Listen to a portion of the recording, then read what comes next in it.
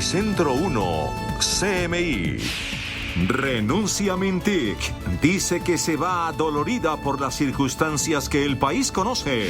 La dimisión de la ministra fue solicitada por el presidente Duque. Liberales precipitaron renuncia por apoyo a moción de censura. Contratistas de centros poblados cuestionan acusaciones de la ministra. Gobierno notifica a concesionario de aeropuerto de Barranquilla que tiene que terminar la obra. Capturan a coronel por tráfico de armas. Ministro de Defensa anuncia que Ejército será capacitado para proteger líderes sociales. Durísimo reclamo de la alcaldesa por impunidad en muertes del 9 de septiembre. Corte tumba normas sobre financiación de campañas políticas de parlamentarios. Reforma tributaria a sanción presidencial. Estas son las medidas claves que establece. Habrá beneficio para 29 millones de colombianos, dice Minhacienda.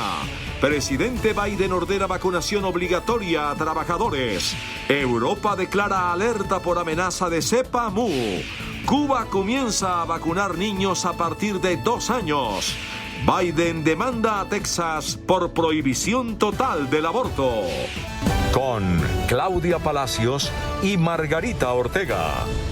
Buenas noches. La ministra de las Tecnologías de la Información y las Telecomunicaciones, Karen Abudinen, presentó renuncia a su cargo. Dijo que se va adolorida por las circunstancias que el país conoce e indicó que espera que la justicia castigue a quienes defraudaron a los colombianos.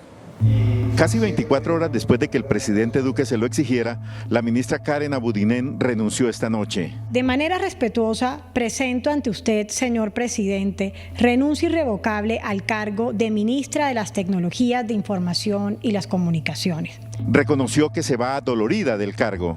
Me retiro adolorida por las circunstancias que el país conoce, pero con la tranquilidad del deber cumplido. La ministra subraya que procedió con honradez y transparencia.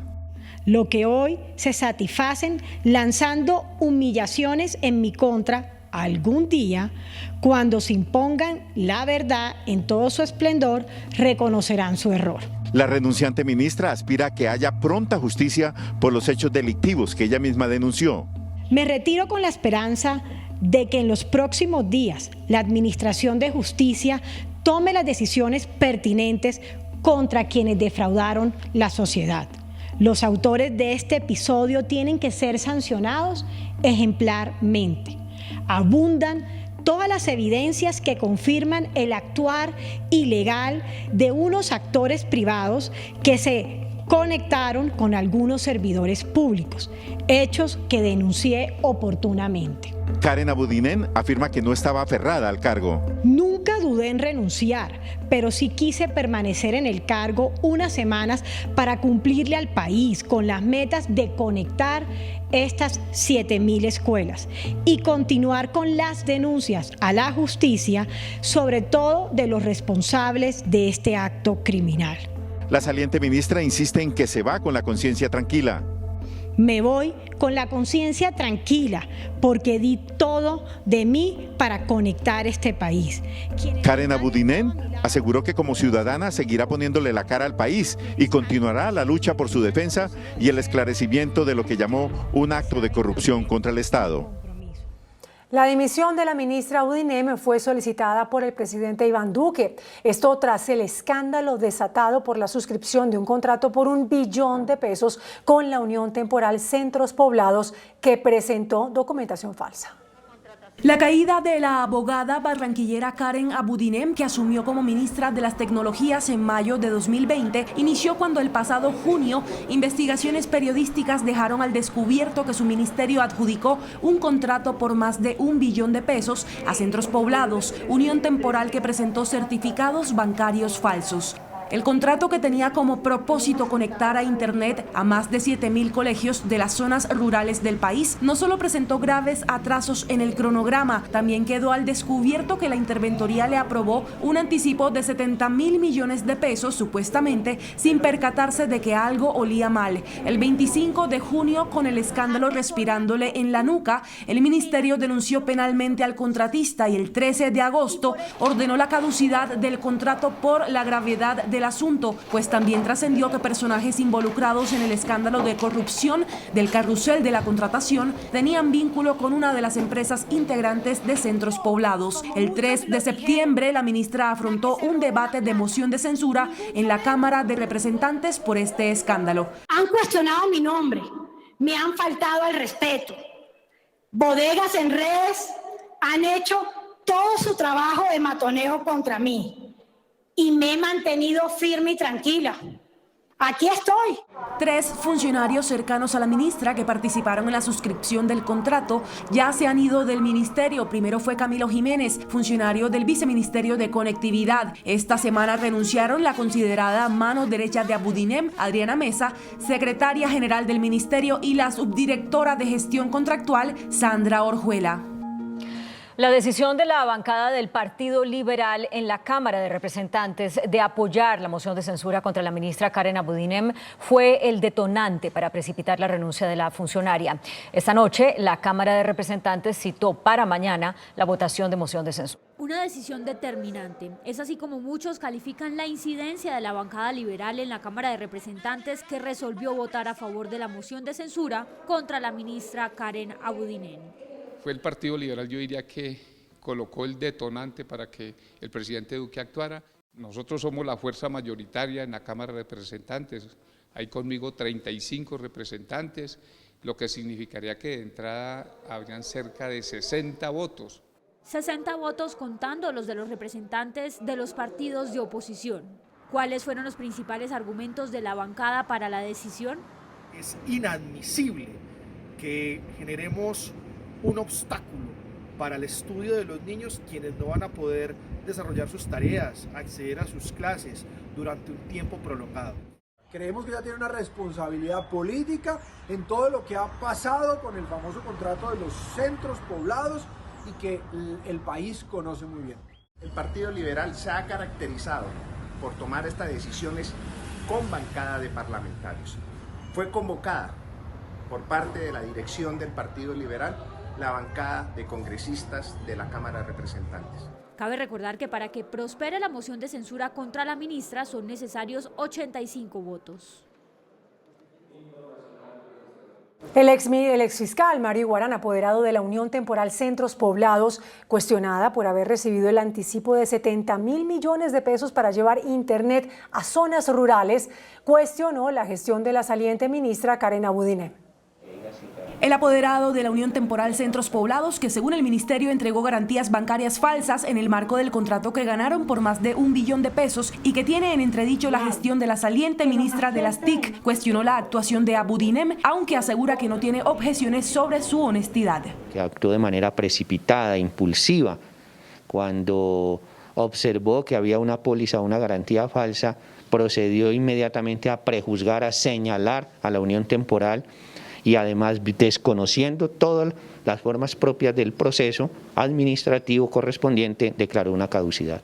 Iguarán se refirió a lo que espera de quien sea sucesor de Abudinem. Ahí es importante, en este caso, la renuncia de la señora ministra, porque seguramente con otro ministro que llegue más pausado, menos acelerado, menos ansioso, menos impulsivo, respetuoso del debido proceso, entienda que ahí están los equipos que corresponden al anticipo y que puede valerse de ellos para hacer realidad ese derecho de los niños a la conexión. Según Centros Poblados, es razonable que la gente en las calles piense que los 70.000 millones de pesos se perdieron. Es razonable que la opinión pública o cualquiera de nosotros, en principio, de acuerdo a lo que se informó por la señora ministra e incluso por los medios, que se pensara que los 70.000 millones de pesos de los colombianos se habían ido a un paraíso fiscal y que se habían perdido. Pero la Unión Temporal está en condiciones de demostrar, mejor, está demostrando que esos 70.000 millones y más se invirtieron en los equipos. Según Centros Poblados, los equipos informáticos que compraron están debidamente custodiados a la espera de que alguna autoridad se los reciba. El gobierno advirtió que el contrato para la remodelación del aeropuerto Ernesto Cortizos de Barranquilla se tiene que cumplir y dejó en claro que no habrá más concesiones para el operador responsable de terminar la obra. La Agencia Nacional de Infraestructura, que en 2015 otorgó la concesión del Ernesto Cortizos a Aeropuerto del Caribe, emplazó hoy a esa firma a desarrollar las obras a las que se comprometió en el contrato suscrito por 610.000 millones de pesos. El avance del contrato de concesión es cercano al 63% de todas las intervenciones previstas. El contrato de concesión debe ser cumplido en las condiciones que se contrataron inicialmente. Esto implica que el concesionario está obligado a entregarle a los barranquilleros el aeropuerto que está contratado, es el aeropuerto de acuerdo a los diseños, a los estudios y demás, el aeropuerto que la ciudad se merece. Consideró inaceptable las pretensiones económicas del concesionario ante un tribunal de arbitramiento. Nosotros no estamos de acuerdo con las pretensiones de la concesión y nos vamos a oponer con toda la fuerza que tengamos a las pretensiones de la concesión, porque consideramos que no son al lugar. Se tiene una pretensión cercana a los 765.000 millones de pesos y nosotros nos oponemos fervientemente.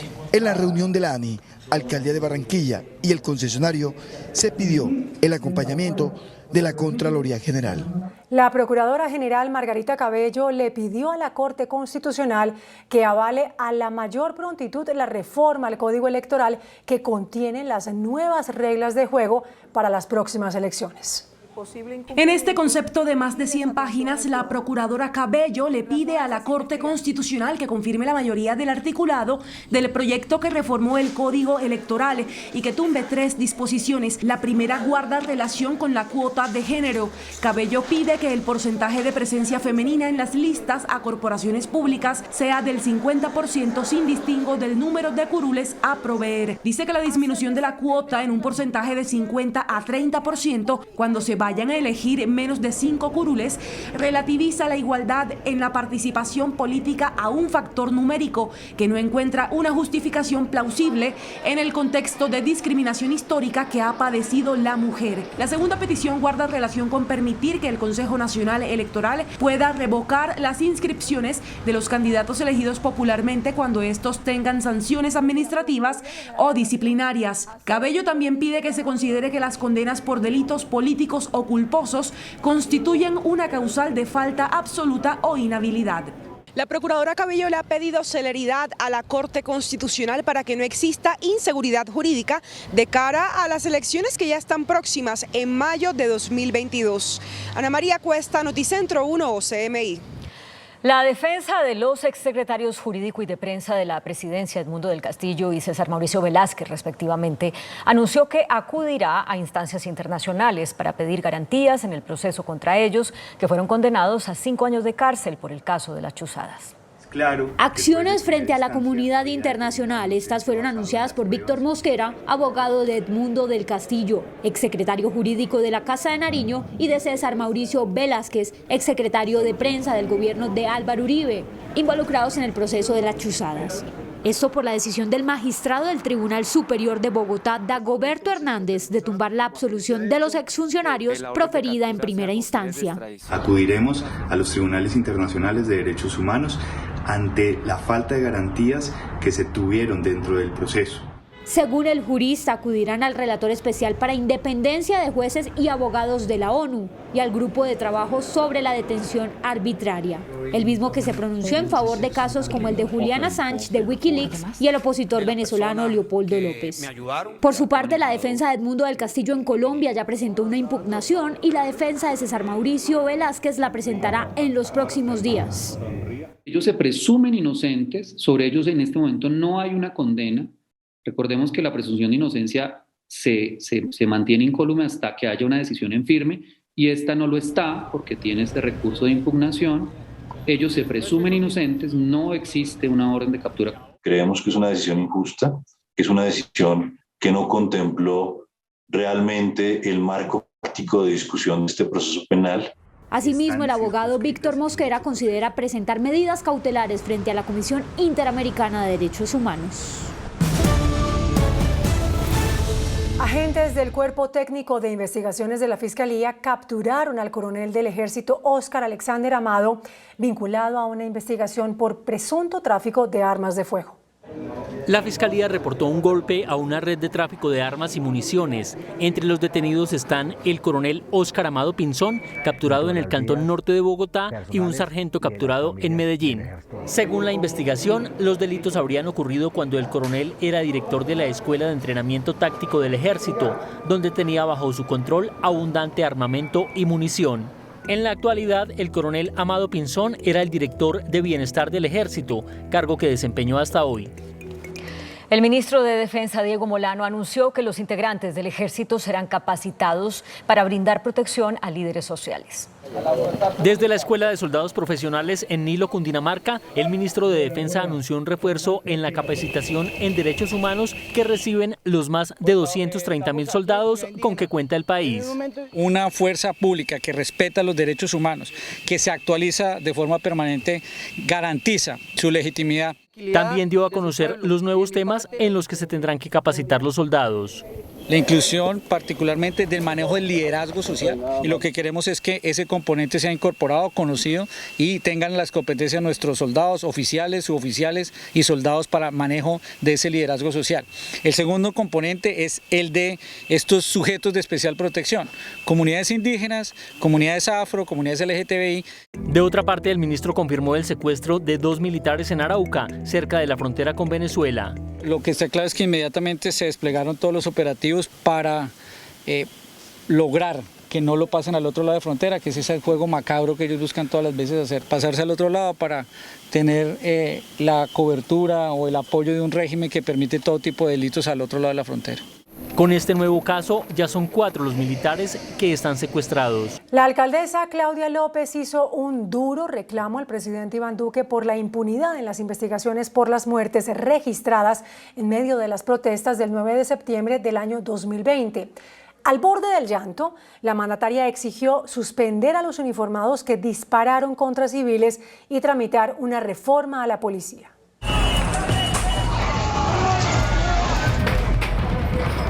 Hace un año, Bogotá vivió una noche de violencia sin precedentes.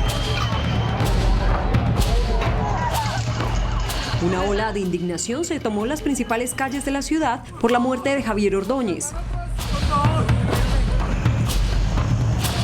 La jornada dejó 10 muertos y 78 heridos. La alcaldesa Claudia López aseguró que reina la impunidad e hizo un duro reclamo a la policía. A esta ciudadana y a esta alcaldesa le resulta inaceptable, inadmisible, que en un año la Policía Nacional no haya tenido cuando menos la decencia, el mínimo decoro, la mínima empatía de suspender del servicio a los policías que sabe que usaron sus armas de fuego esa noche. Con voz entrecortada por la falta de resultados en materia judicial, la mandataria hizo un sentido llamado al presidente Iván Duque. Usted es el presidente más joven de Colombia.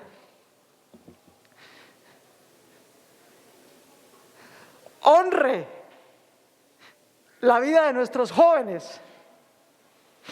Reconozca la necesidad urgente e inminente, no solamente de dar justicia en los casos de abuso policial, sino de hacer una reforma estructural a la Policía Nacional.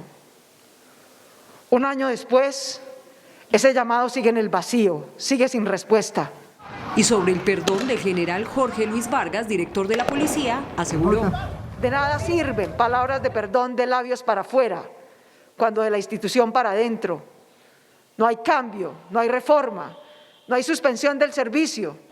Fueron 10 muertes esa noche, 8 de ellas con arma de fuego, y en ningún caso ha habido condenas. Por su parte, las familias de las víctimas de los hechos ocurridos el 9 de septiembre de 2020 claman justicia. Aseguran que los uniformados involucrados en la muerte de sus seres queridos siguen en el servicio activo. Las familias de las víctimas del 9 y 10 de septiembre en Bogotá se sienten abandonadas. No hay asomo de justicia por la muerte de sus hijos y esposos a manos de la policía. Realmente no ha pasado nada, no han hecho nada, cada rato cambian de fiscal, van 5 cambios de fiscales, no sé por qué lo hacen, para como encubrirlos a ellos. Aseguran que los asesinos de sus seres queridos siguen prestando servicio en la localidad como si nada hubiera pasado. El patrullero Jorge Andrés Lazo Valencia está activo en la policía, sigue trabajando. Le dieron 3 reconocimientos en el mes de marzo como excelente policía después de la muerte de mi hija. Ese patrullero sigue prestando el servicio dentro de la localidad en donde vivimos, que exigimos que los altos mandos paguen por la orden que dieron. Incluso algunos de ellos han recibido amenazas. El patrullero Jorge Andrés Lazo Valencia, ¿por qué no está preso? ¿Por qué no está detenido? Antes lo tienen trabajando. Y yo, como mamá de Angie, que era recicladora, no tengo derecho a trabajar porque me están amenazando. Ya me llegaron 2 panfletos y me rompieron los vidrios de mi casa. ¿Qué más tengo que esperar? Las víctimas participaron de una Eucaristía en la Catedral Primada, en la que se le negó el acceso al comandante de la Policía de Bogotá. Al término del evento se escucharon algunas arengas contra uniformados que custodiaban el Palacio de Justicia. La consejera presidencial Nancy Patricia Gutiérrez afirmó hoy que hay grupos políticos que son complacientes con las violaciones de los derechos humanos y están dedicados a culpar al gobierno por los atropellos contra las libertades individuales que promueven las organizaciones criminales. La consejera presidencial para los derechos humanos Nancy Patricia Gutiérrez aseguró hoy que hay grupos políticos que no identificó y que según ella son complacientes con los violadores de los derechos humanos. Son sectores que siempre están señalando al Estado como responsable de violaciones, que están señalando al gobierno como incumplido en sus compromisos de protección de derechos y son sectores complacientes con muchos armados que son los reales responsables de las vulneraciones de derechos humanos. Durante la celebración del Día Nacional de los Derechos Humanos en la Plaza de Armas de la Casa de Nariño, el ministro de Defensa Diego Molano aseguró que los miembros de la fuerza pública son garantes de la protección de los derechos de los ciudadanos.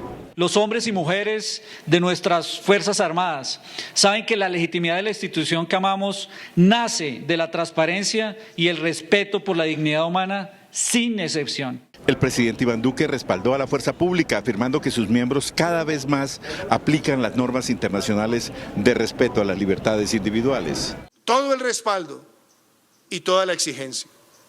Todo el respaldo en el cumplimiento del deber y toda la exigencia en ser quienes tengan la máxima autoridad moral de obrar dentro de la legalidad. El presidente Duque aseguró que también es política de defensa de los derechos humanos los programas sociales que ha puesto en marcha su gobierno para atender las necesidades de los más pobres en esta emergencia sanitaria. En Quibdó, los habitantes marcharon hoy para pedir por la paz en la región golpeada en los últimos días por hechos violentos.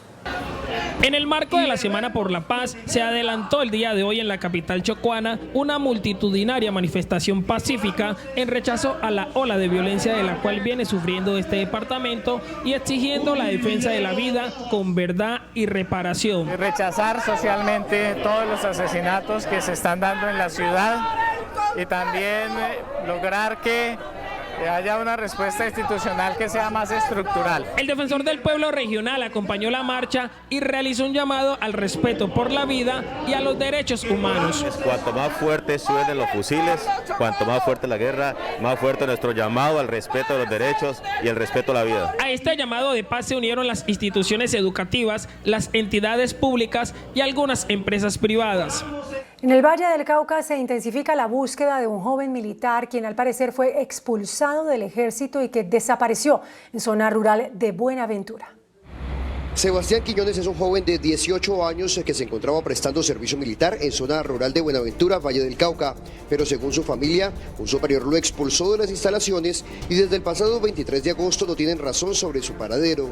El superior se llama el sargento Chacón, ¿sí? Él le dijo al cabo Orozco que le hiciera quitar las pertenencias del ejército y lo sacara. Haciendo todos los esfuerzos de plan de búsqueda, no solamente el ejército, sino con todos los organismos. Tuvimos esta semana un Consejo de Seguridad extraordinario, en el cual solicitamos la invitación de la OEA y de la Cruz Roja Internacional para liderar y reforzar ese plan de búsqueda que estamos realizando con nuestros soldados. El joven lleva 8 meses en servicio militar. El alcalde de Cali, Jorge Iván Ospina, le respondió a la alcaldesa de Bogotá, Claudia López, quien criticó las cifras de inseguridad en la capital del Valle del Cauca. Luego de que la alcaldesa de Bogotá, Claudia López, señalara que la inseguridad aumentó en la capital, pero no se ha disparado como en Cali, Jorge Iván Ospina le respondió asegurando que no es momento para ese tipo de comparaciones. Sencillamente hay que tratar de construir colectivamente soluciones, construir consensos, bajarse de comparaciones odiosas. López también afirmó que Cali tiene 3 veces más alta la tasa de homicidios que Bogotá. Por eso Ospina le extendió el enfático llamado a toda la clase política capitalina.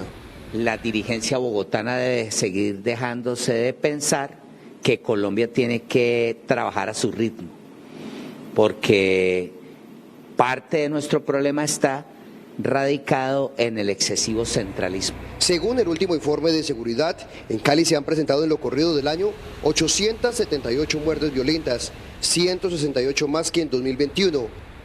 El proceso que cursa por presuntos nexos con grupos paramilitares contra el exgobernador de Antioquia, Luis Alfredo Ramos, podría frenarse nuevamente por un impedimento presentado por el ponente del caso, el magistrado Ariel Torres. 71 folios. El magistrado Ariel Torres, de la Sala de Primera Instancia de la Corte Suprema de Justicia, presentó un impedimento con el que advierte que no puede continuar siendo el ponente en el proceso por parapolítica que cursa contra el exgobernador de Antioquia, Luis Alfredo Ramos. Si la Sala Penal de la Corte le acepta el impedimento, el proceso contra Ramos tendría que cambiar de ponente en un momento crucial, pues el expediente en su contra prescribirá el próximo 7 de mayo de 2022. 5 folios.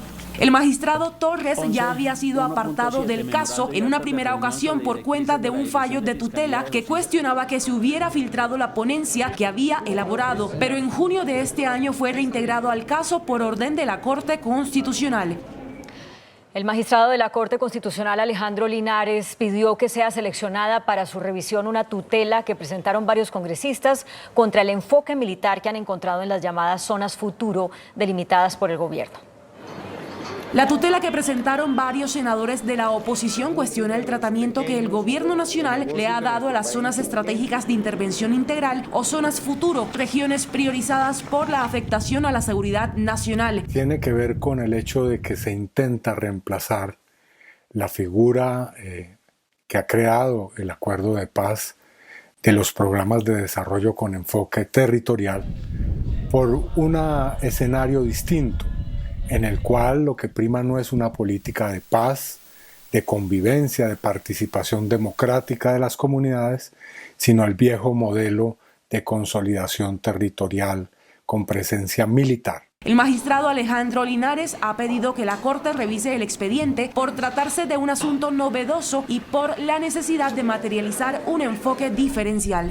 La Corte Constitucional tumbó una norma que permitía a los congresistas votar iniciativas que beneficiaran a aquellas campañas o personas o instituciones que les habían colaborado en sus campañas o que las habían financiado, sin estar obligados a declarar un conflicto de interés. Con una votación de 8-0, la Sala Plena de la Corte tumbó parcialmente una norma de 2019 que permitía que los congresistas del país pudieran legislar en favor de quienes han sido los financistas de sus campañas, sin que tuvieran que declarar la existencia de un conflicto de interés. La norma que se cayó permitía que congresistas votaran iniciativas sobre los sectores económicos de quienes fueron financiadores de sus campañas. La ley abría un boquete para que los congresistas al momento de la votación no tuvieran en cuenta el interés general que los vincula a su actividad legislativa, sino el interés de sus financiadores. Enhorabuena, la Corte Constitucional tomó esa decisión. Esta norma también había sido demandada por el colectivo de abogados José Alvear. El integrante del Partido Comunes, Pastor Alape, mostró sus reservas por el material utilizado para la construcción de las viviendas que serán entregadas a reinsertados de la antigua guerrilla. El gobierno respondió diciendo que hace 6 meses habían llegado a un acuerdo en esa materia. La polémica entre el Partido Comunes y el gobierno es por la construcción de 190 viviendas en los espacios de capacitación y reincorporación.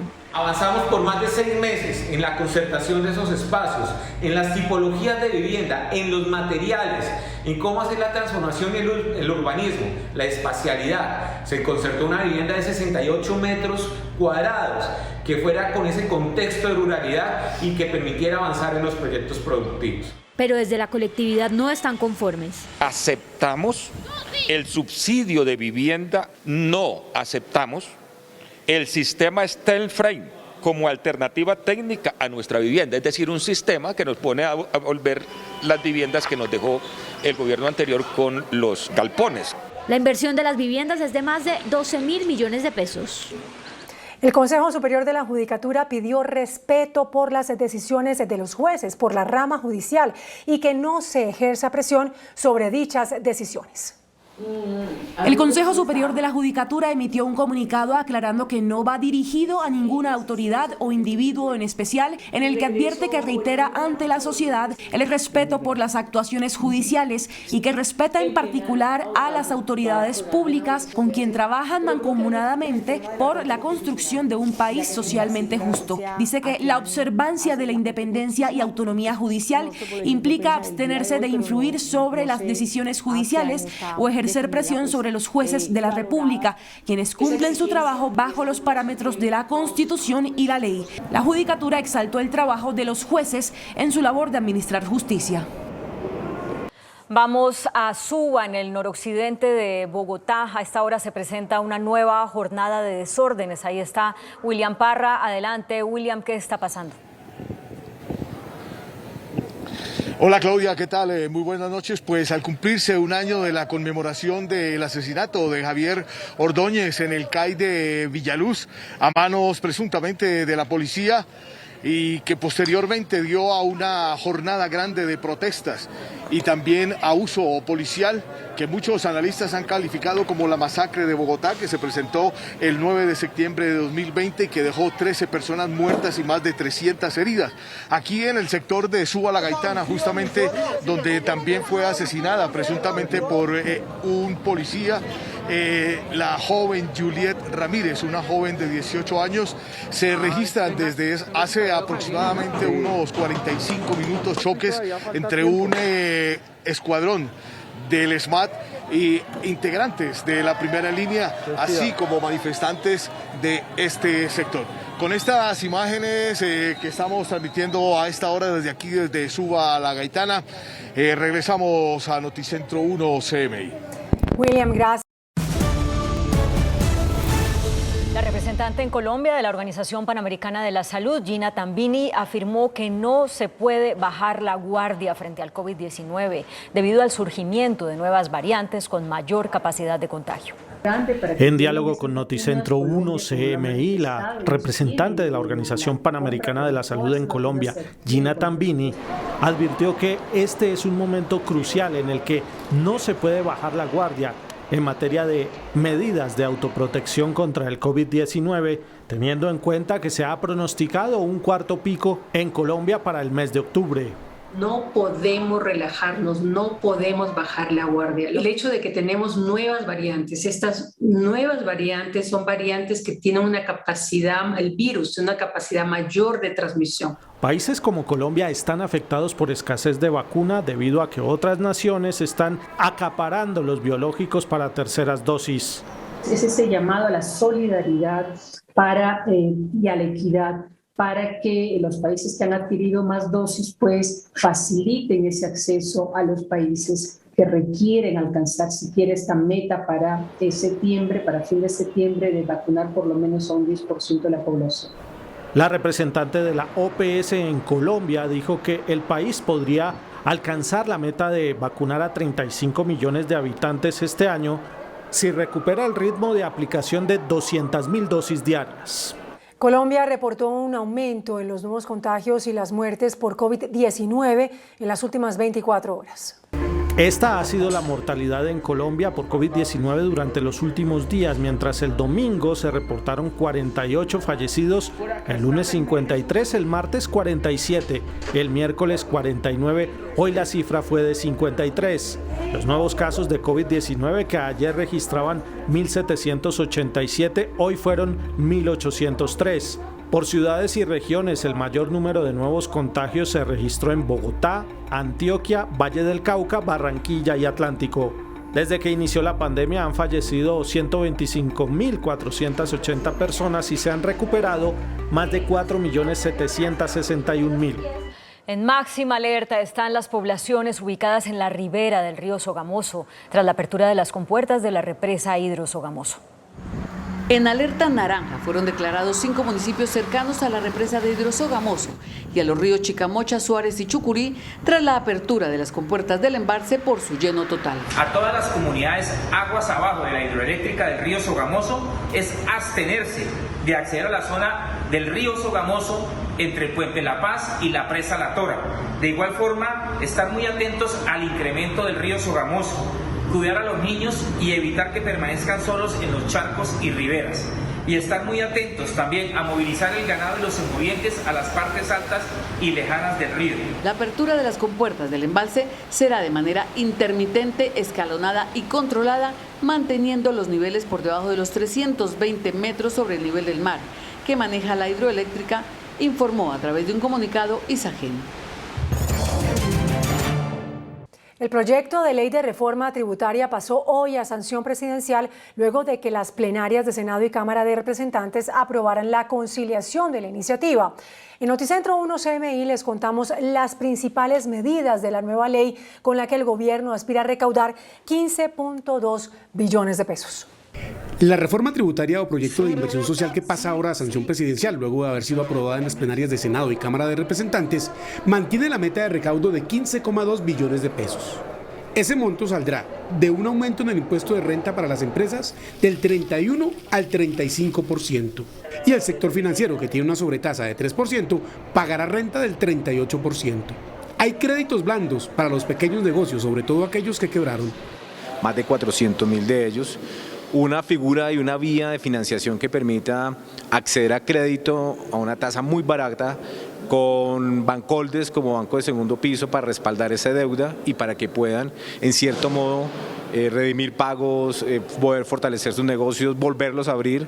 Matrícula cero para los estratos 1, 2 y 3. Jóvenes con matrícula cero, 700.000 estudiantes. Se aumenta el subsidio a la nómina hasta diciembre. El PAEP no se ha podido pagar porque está atrasado desde el mes de mayo y lo hemos prorrogado hasta el mes de diciembre. Se les va a pagar retroactivo. ¿Cuántas empresas? 150.000 empresas. Ingreso solidario, esa pequeña renta de subsidio mensual. Que es la renta básica de emergencia que dispuso el presidente de la República para los hogares de menos recursos. El subsidio para el empleo formal a los jóvenes, que es del 25% del salario. La eliminación del IVA y del impuesto al consumo para restaurantes. Se elimina el cobro del hipoconsumo del 8%, del IVA del 19% a todos los restaurantes y bares de Colombia hasta diciembre del 2022 que pertenezcan al régimen simple. Eso quiere decir establecimientos de comercio que facturen hasta 3.700 millones de pesos. Sin embargo, sectores de oposición y que fueron ponentes de la reforma tributaria manifiestan que los 15,2 billones de pesos son cortos para las necesidades que tienen los colombianos. No alcanza realmente el monto que se aspira a recaudar con esta reforma para atender los problemas más urgentes que tiene el país, mucho más en época de pandemia, que han agravado realmente las distintas coyunturas económicas, sociales del país. La reforma también establece una cofinanciación por única vez y de manera excepcional para los sistemas de transporte masivo, que tuvieron un déficit operacional debido a que no había pasajeros durante la pandemia del COVID y los cierres en las grandes ciudades.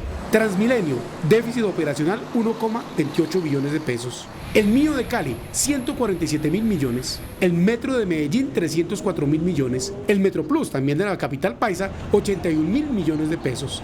Transcaribe de Cartagena, 57.000 millones. Transmetro de Barranquilla, 53.000 millones. Megabús de Pereira, 42.000 millones. Metrolínea de Bucaramanga, 38.000 millones de pesos. El apoyo que dará la nación será de 1 billón de pesos. En el Congreso de la República, los diferentes sectores políticos tienen claro que esta reforma tributaria, que apenas va a recoger 15,2 billones de pesos, alcanza para mantener algunos programas de inversión social, pero que en 2022 el nuevo inquilino de la Casa de Nariño tendrá que tramitar una reforma tributaria estructural para atender las necesidades del país. El ministro de Hacienda, José Manuel Restrepo, aseguró que la ley de inversión social que hoy terminó su trámite en el Congreso beneficiará a 29 millones de colombianos. Como el proyecto de inversión social más grande de la historia reciente del país, calificó el ministro de Hacienda, José Manuel Restrepo, la reforma tributaria, porque según él generará empleo, apoyará a los empresarios afectados por la pandemia y los paros e impulsará la reactivación económica. el déficit fiscal irá reduciendo gradualmente hasta llegar a 2.7% del PIB, se generará superávit fiscal primario y habrá una reducción y estabilización de la deuda pública del orden del 61 al 62% del PIB. El ministro de Hacienda aseguró que, contrario a lo que algunos sostienen, esta sí es una reforma con contenido estructural. Yo creo que ahí hay un paso muy importante teniendo en cuenta el contexto actual social de nuestro país, porque esta es una reforma que responde, eso sí, a la necesidad más estructural que tiene nuestro país, que es la necesidad social. El ministro Restrepo anunció que la reforma será sancionada la semana entrante y que los 3 días sin IVA que decreta esta reforma se van a realizar entre los meses de octubre y noviembre. El gerente del Banco de la República, Leonardo Villar, planteó la necesidad de regular las criptomonedas en Colombia. Durante un congreso virtual realizado por Fasecolda sobre reactivación de la economía, el gerente del Banco de la República afirmó que es necesario regular el manejo de las llamadas monedas virtuales como el Bitcoin. Las criptomonedas son mecanismos que tienen elementos que podrían ser interesantes para el futuro, pero que ante todo hay que regular. El gerente del emisor planteó los riesgos de transar con ese tipo de activos. Son mecanismos que generan riesgos muy altos, cuyo respaldo no es plenamente conocido. Esta semana, el presidente de El Salvador, Nayib Bukele, declaró las criptomonedas como medios oficialmente aceptados para pagos. A pesar del difícil momento económico generado por la pandemia, la morosidad de los deudores de la banca ha disminuido en los últimos meses, según lo dijo la Asociación Bancaria de Colombia. El presidente de Asobancaria, Hernando José Gómez, reveló que en medio de la pandemia ha bajado el indicador de cartera vencida de un nivel de 5,5% a 4,6%. Todavía hay una cartera pendiente por normalizar por 37 billones de pesos correspondiente a los alivios o prórrogas de pagos concedidos con ocasión de la crisis. Que si bien alguna de esta cartera que se va a normalizar seguramente va a caer en mora, muy probablemente hacia final del año vamos a mantener índices de morosidad por debajo del 5%. Según el presidente de Asobancaria, la solidez patrimonial le permitió a la banca amortiguar el impacto de la pandemia y la reducción de utilidades del 63% con ocasión de la crisis. En crisis se declararon cientos de cultivadores de cebolla en Santander por los bajos precios que registra el producto en el mercado.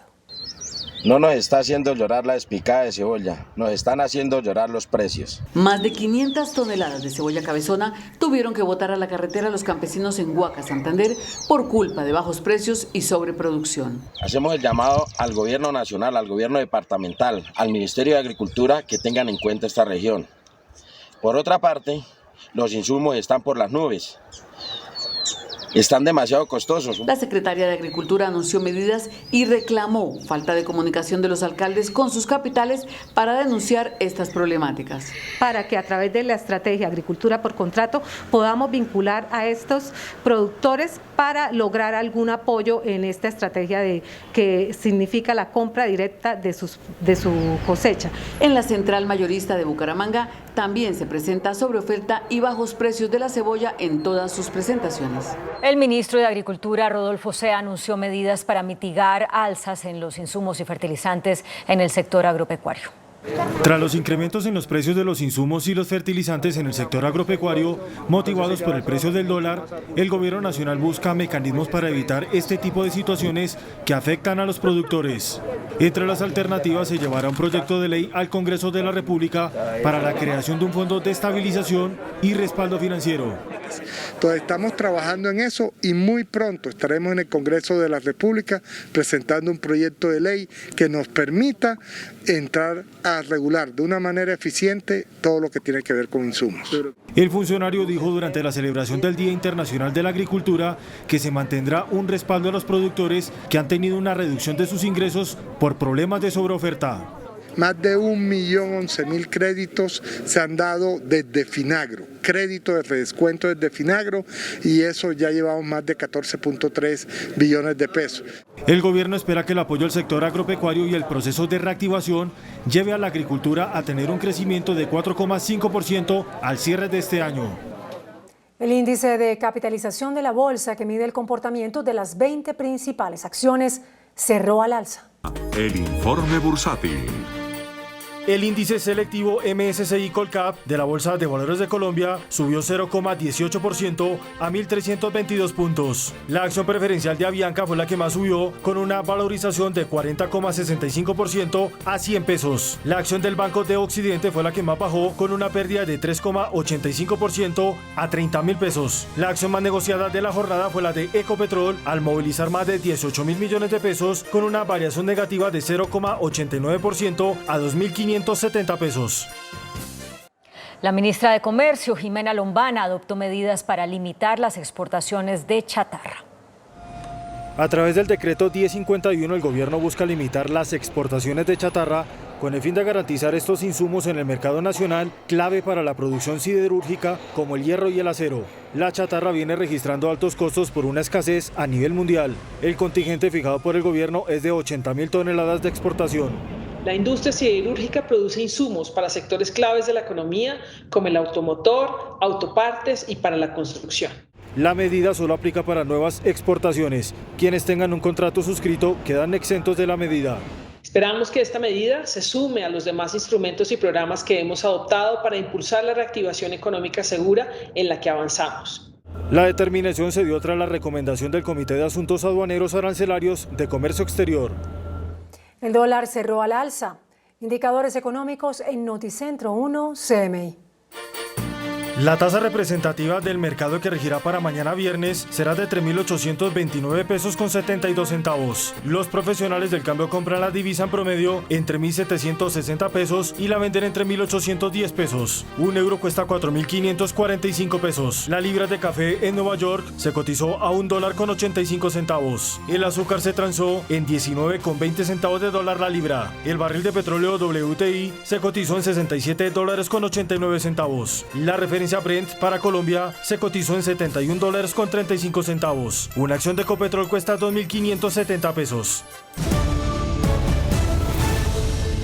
La Cámara Colombiana de la Infraestructura hizo serios reparos a la licitación para la construcción del viaducto en el kilómetro 58 en la Vía al Llano.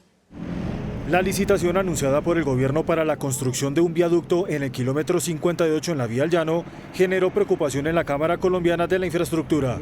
A través de una carta enviada a la ministra de Transporte Ángela María Orozco y al director del INVIAS Juan Esteban Gil, la agremiación advierte que el proceso carece de recursos necesarios para su ejecución. La obra está valorada en 150.000 millones de pesos, los cuales serían insuficientes. El plazo de ejecución del contrato es irreal frente a la gran envergadura y complejidad de las obras a ejecutar. En la carta enviada a la CCI señala que no se tiene una definición clara en materia de licenciamiento ambiental. También, por el nivel de maduración del proyecto y las grandes incertidumbres sobre las obligaciones de tipo ambiental, predial y social, prevemos la insuficiencia del presupuesto oficial estimado por la entidad para desarrollar el contrato. Se espera una revisión a la licitación que ya tiene 9 oferentes interesados en el proyecto.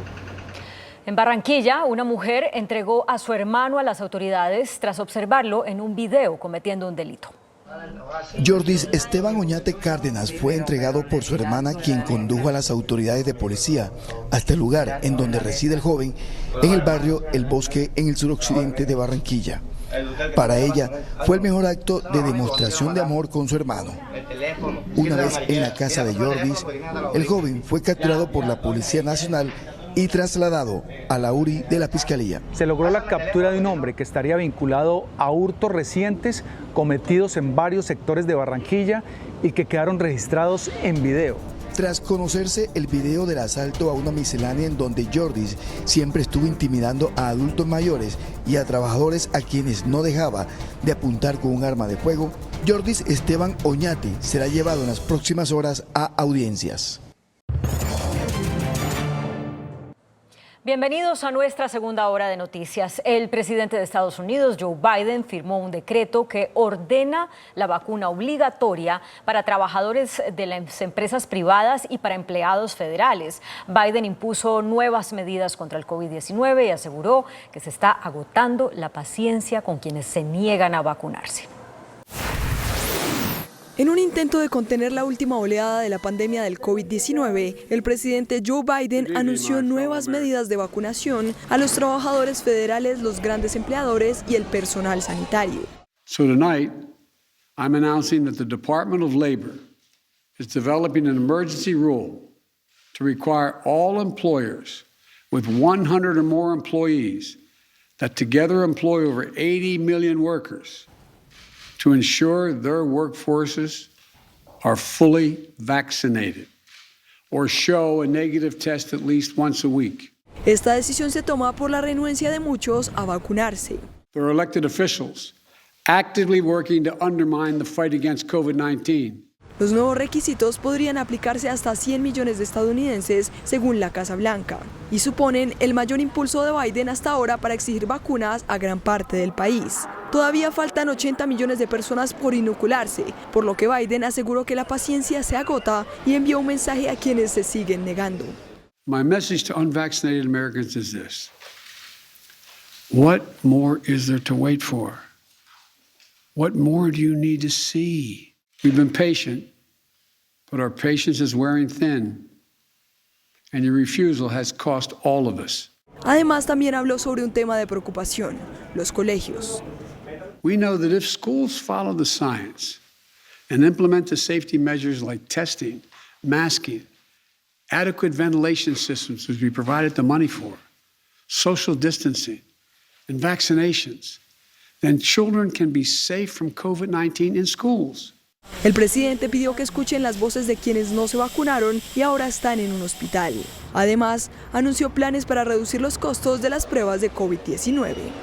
La Agencia Europea de Medicamentos afirmó hoy que la llamada cepa Mu es una amenaza real potencialmente peligrosa.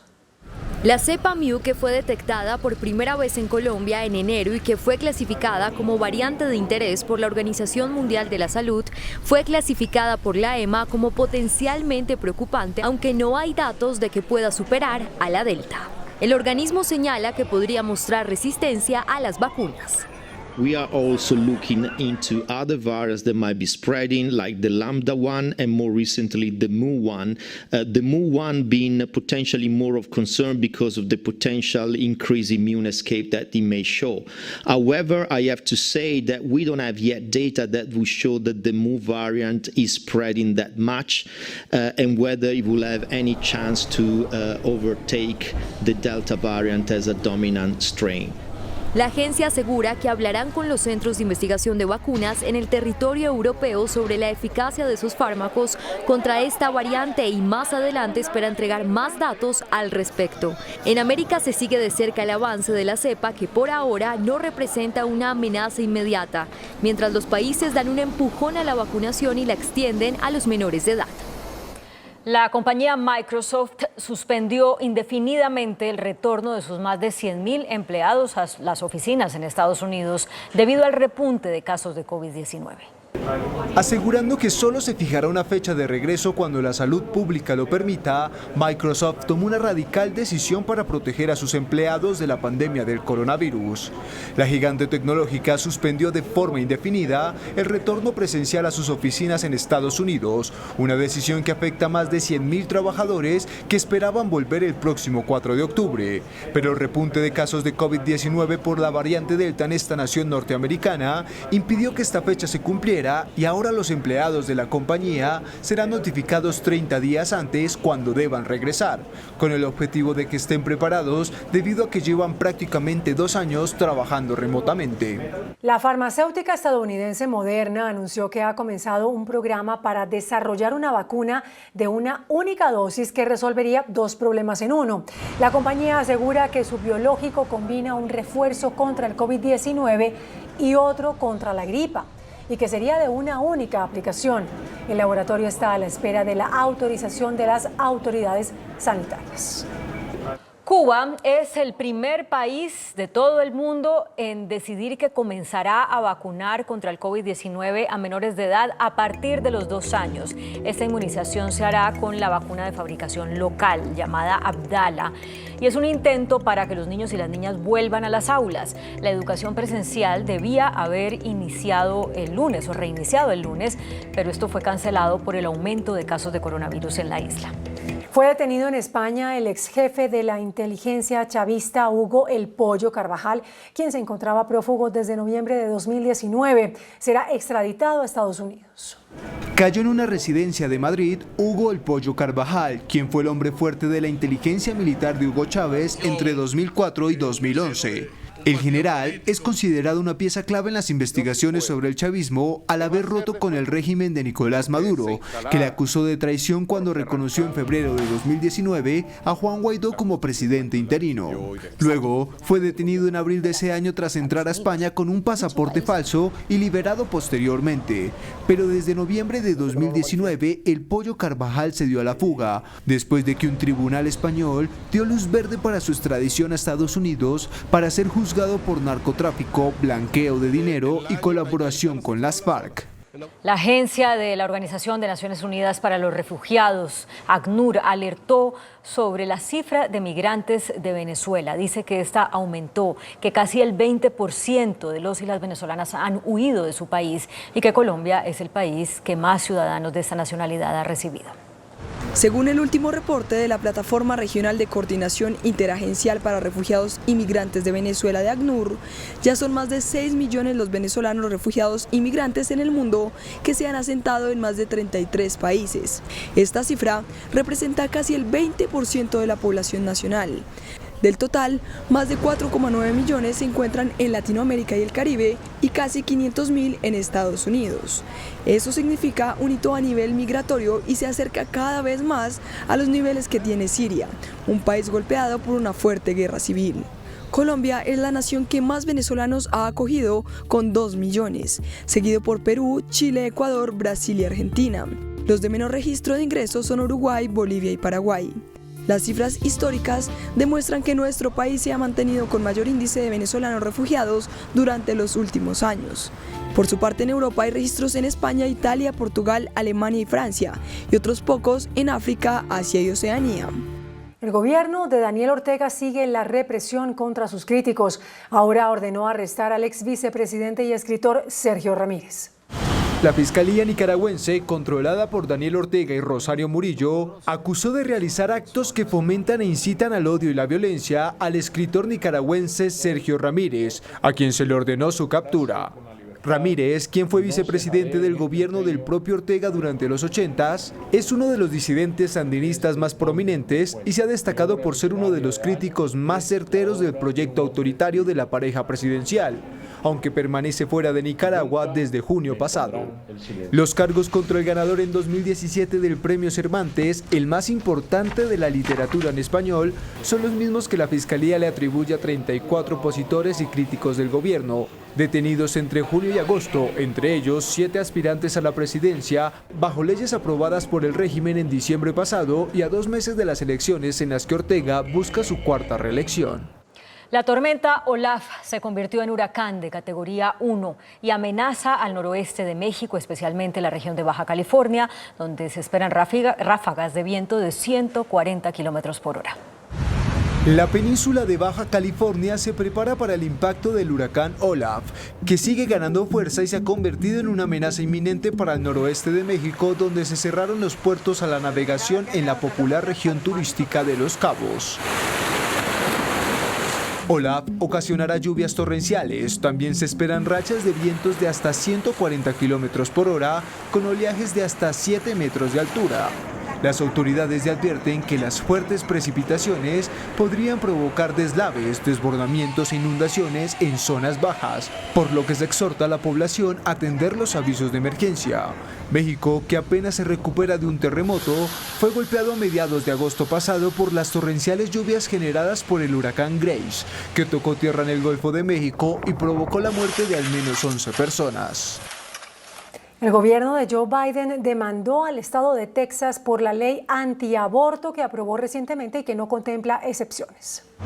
El Departamento de Justicia de Estados Unidos comenzó su arremetida judicial contra la polémica ley que entró en vigor el pasado 1 de septiembre en Texas y que prohíbe prácticamente todos los abortos sin excepciones para los casos de incesto o violación.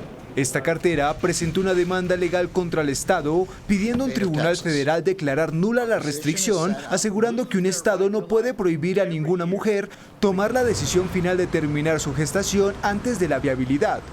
Para la administración de Joe Biden, la norma impide que las mujeres de Texas ejerzan sus derechos constitucionales, calificándola como una privación flagrante de derechos.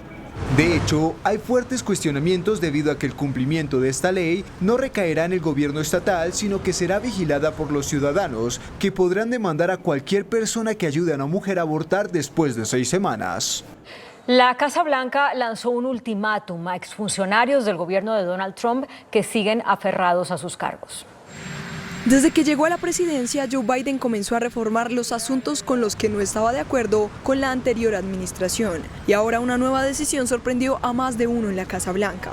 Le pidió a 11 funcionarios nombrados por el expresidente Donald Trump en juntas asesoras de las academias militares de Estados Unidos que renuncien o serán removidos de sus cargos. Entre las personas a las que se les ha pedido que renuncien se encuentran destacados exfuncionarios de Trump, como el exsecretario de prensa de la Casa Blanca, Sean Spicer, la consejera principal del presidente Kellyanne Conway y el exasesor de Seguridad Nacional H.R. McMaster, quienes fueron nombrados para los consejos asesores de la Academia Naval, la Academia de la Fuerza Aérea y West Point respectivamente. Las solicitudes semanales de subsidio por desempleo en Estados Unidos presentaron una caída histórica. El Departamento de Trabajo informó que los pedidos registraron una fuerte caída a 310,000 pedidos, lo que se convierte en el dato más bajo desde que estalló la crisis por COVID-19 el año pasado. Un centenar de personas, entre ellas varias estadounidenses, fueron evacuadas de Afganistán en el primer vuelo de este tipo desde la retirada de las tropas de ese país. La Casa Blanca calificó como un primer paso positivo la cooperación brindada por los talibanes para facilitar la salida de ciudadanos estadounidenses, residentes permanentes y un centenar de personas que fueron evacuadas desde el aeropuerto de Kabul. En el primer vuelo con extranjeros en despegar desde la capital de Afganistán, luego de que las últimas tropas estadounidenses partieran del país a finales de agosto. Tras los trámites de salida en la terminal aérea, los pasajeros subieron al avión bajo la vigilancia de guardias que vinieron de Qatar, lugar en el que aterrizó la aeronave. Aunque Estados Unidos reconoció que quedan por evacuar muchos afganos potencialmente en riesgo por trabajar con el antiguo gobierno o con países occidentales, mientras la ONU denunció que existen alegaciones creíbles para sospechar que los talibanes realizaron asesinatos en represalia tras tomar el poder a pesar de sus promesas de amnistía.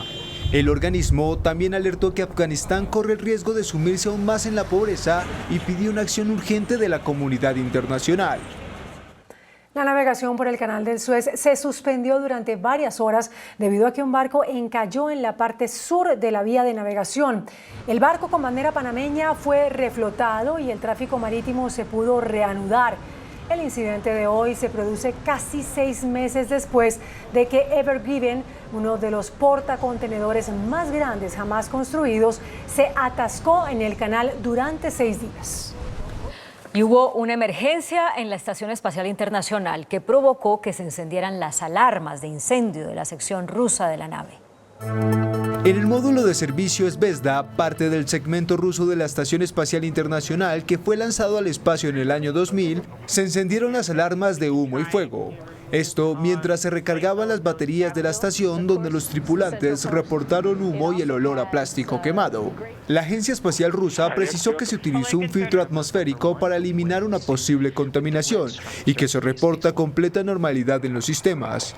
Aunque el hecho se produce cuando varios funcionarios han advertido a Moscú que por lo menos el 80% de los sistemas de vuelo del segmento ruso son obsoletos y han sido identificadas pequeñas grietas que podrían empeorar con el paso del tiempo y causar daños irreversibles en la Estación Espacial Internacional. El multimillonario Jeff Bezos creó una compañía que se dedicará a prolongar la vida humana y revertir el envejecimiento. Altos Labs, una nueva empresa estadounidense financiada por multimillonarios como Jeff Bezos, está reclutando a algunos de los principales expertos internacionales en rejuvenecimiento con el objetivo de impulsar tecnologías para vivir más años con salud. La compañía, que está trabajando en la regeneración celular y en último término en métodos para rejuvenecer animales e incluso seres humanos, fue fundada a principios de este año y ya tiene oficinas en Silicon Valley, San Diego, Reino Unido y Japón. A los científicos y académicos reclutados se les concederán salarios astronómicos para dedicarse al estudio del envejecimiento celular y cómo lograr frenarlo y revertirlo. Un estudio israelí encontró rastros de nicotina en el 70% de los hijos de personas fumadoras.